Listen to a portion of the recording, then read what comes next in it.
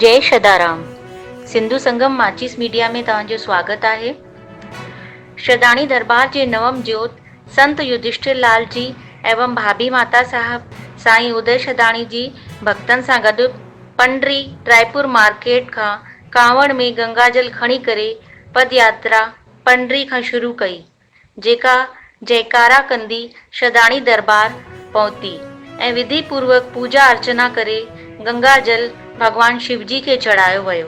पद यात्रा में जय शदाराम, जय जय शदाराम ऐं बम बम बोले जा जयकारा लॻाईंदे सभई भक्त हलनि पिया ऐं ख़ुशीअ सां झूमनि पिया।